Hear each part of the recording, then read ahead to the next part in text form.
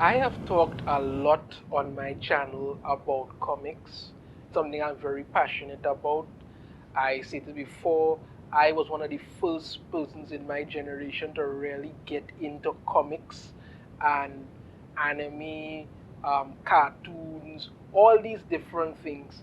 I really interested. I'm a big comic book fan. I've been reading comics since I was like about 6 years old, 6 or 7 years old. I've been reading comics from then, and what is being produced now is not quality work. It's not comics. It's not even passable as anything. It's terrible, and a lot of it has to do with the current crop of so-called creators who are being hired to do these things. Now, if you believe that I am being unfair in my assessment, and maybe there is there's some problem going on with the other, but I'm not the only one who's noticed this. And this article from Bounding into Comics shows it as well. Rob Liefeld levels heavy criticism against next generation of millennial and Gen Z comic book creators. They're terrible with directions, love to argue, and have zero accountability. So very true. Though Marvel and DC seem content to bet the future of their flailing publishing lines on the incoming generation of younger comic book talent, good luck for them, they're doomed to fail. Image Comics co-founder and overall industry veteran Rob Liefeld has found himself exhausted with their widespread sense of entitlement. The Deadpool creator, yes, he created Deadpool, spoke to his issues with the next gen of creators on July 29th, taking up to his personal Facebook unrelated to any public event or controversy to vent. This is what he had to say. Got to be honest, had to cut ties with a number of new talent this past spring and summer. Several of these, the work will never see the light of day. I'm having it redone. The connective tissue is the age. There are individuals, these are individuals who are of an age between millennials and Gen Z, he said.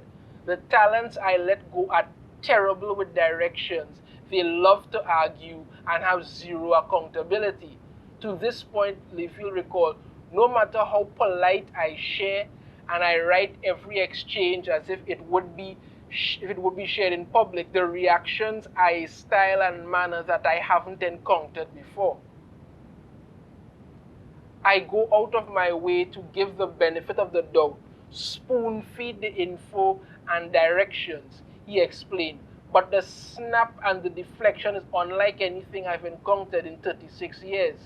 I've had a great track record breaking all manner of talents over 3 decades, but man, this is a whole new era, and I'm learning that I don't have the patience for the petulant behavior, he admitted. Add to the fact that I pay top rates, I'm not looking for bargains. Now, every writer will go in there believing that what they're writing is probably gold. That's how a lot of these things, a lot of these so-called new writers think. They have this very narcissistic mindset that everything that they write, everything that they do is pure gold and nothing else. That's what they go with. So if you as a writer come in, you have to understand, you have to be willing to take direction, you have to be willing to listen to what's going on. Okay, if it's not passionate work that you're doing, something like that, if you see it along a different route, then a different story. But you come in, a lot of these writers come in, and they aren't really writers, they're activists, people who live on social media, and they Twitter this and they tweet that and all of this and the other and so forth. And it bleeds into their lives. So you can't tell them anything. It's the same thing like on Twitter. Because they live their entire lives on there. And nobody must ever argue with anything. Nobody must ever point out anything that they tweet is wrong. They take that mindset into the so-called real world, as they call it. I don't know how real their made up world is, but this is what they do. And if you say to them, listen, this story is not good, this character wouldn't do this, this wouldn't be done. What you have to do is try to work it so the character could be A, B, and C, and put this in a way that will actually have a positive feedback. They snap and they get very upset. It's not the first time I've heard somebody talk about this. Not the first time. Let's go on. Drawing his thoughts to a close, Liefeld lamented how the entire phenomena makes me wonder what will become of the industry over the next decade. I have no high hopes for this industry over the next decade. I think it's going to get worse and worse and worse till it just ends up eating itself, and people like Eric July and Republic and all these other things may come up with something better, and then we may see some kind of resurgence. But for these so-called media companies that hire these hacks to work for it, I see no hope for them. I've been really fortunate to work with so many great talents over the course of my career, he reflected, but this is a whole new era that has a different standard of the dread entitlement. Yeah, they are entitled children who believe that everything that they do is perfect. Nobody must question them, and anytime you tell them anything different, they throw these tantrums and start to behave like you're attacking them. In a pair of follow-up comments, Liefeld expressed further amazement at this entitlement, noting, I haven't encountered it in the field of comics until these past few months, and wow, I'm floored. Yeah, there was a time when writers were honored to work on certain projects. If somebody got an opportunity to work on Batman, on Superman, on Wonder Woman, on Captain America, on X-Men, on Deadpool, on Avengers, on literally anything, they were honored because these characters were iconic, and they wanted to stay true to what these characters are, and tell amazing stories to make them grow. No, not anymore. Now they act like, well, you had to give me this. I am going to write a story about how this person is some sort of doing this and the fourth, but it must be politically motivated, and they must, and you're like, come on now. And you mustn't get vexed with it, you mustn't get upset. They come out and they attack you viciously online. They get their gaggle of online Twitter trolls to join in, and this is their entitled behavior. I've worked in comics for 36 years, he said. This is absolutely a generational thing. Yeah, a social media generation. Yeah, social media has so many good things to it and allows you to do so many good things. But when you have these people who live in their own little bubble on social media, this is all that they do, this is all that they think, and within that bubble, they have a few people just like them, and they assume everybody is like that. And anybody who doesn't agree with anybody will listen. This is not reality, wake up. They get very upset, and they carry on. Throwing around pronouns like he, him, they, them, and all kind of thing. It's not how real people talk. But they don't care. They don't care. It's different than any age before. And it's several people, not one guy. Exactly.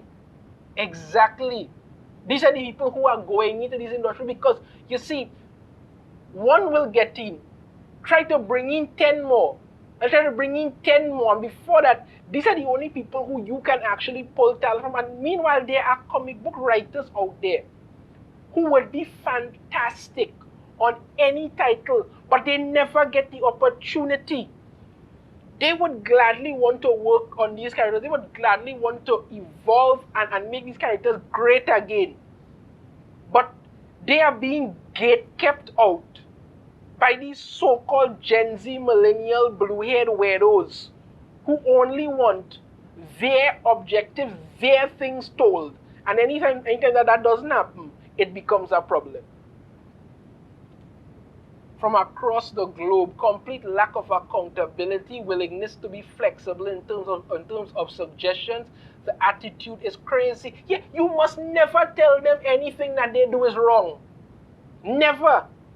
If they decide, listen, hear the thing. They decide, okay, here's the thing. Captain America Steve Rogers has been a straight white man for as long as he has existed.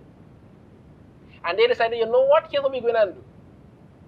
We want to turn Captain America into a Latino, gay, transgendered man. And you say to them, that doesn't make any sense. Captain America has been around for so it doesn't make the story. They'll get and say, oh, you want to keep up people and all that. You're going to This is their behavior. Everything they do is good. Everything they do is great. And anybody who doesn't like it is the enemy. It's never their fault. Their attitudes are very disgusting. And he's pointing it out here, so something that I have constantly said. The last group of new talent that I worked with, many starting from 2015, were go-getters, diligent workers with respect, the creator reminisce. The new folks I started working with since 2021 are a new breed. Now, 2015, he probably was lucky enough to catch some of the actual ones from the early 2000s and things who were still interested, who still wanted to do what they wanted to do, who still liked the craft that they were doing.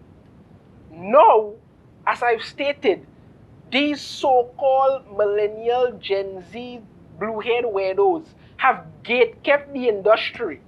You understand me? So they only want people who act like them, think like them, and behave like them, and share the same twisted mentality, point of views as them in the industry. So you have nobody else to choose from. Even if there are great people out there with ideas and things, and they may send you some pages or something that they've written, or send an email saying so one and the other. These people may intercept it to keep these people out. Because as a creator, as a person in charge of a company, then you have people who have to do work for you, who have to forward your information to you. And a lot of these people who you have hired, probably unknowing to you, or probably you do know and just don't care, whatever, are the very ones who are trying to keep the entire comic book industry to only bring in their own people. This is it. And this is why we end up getting a lot of this rubbish that won't end.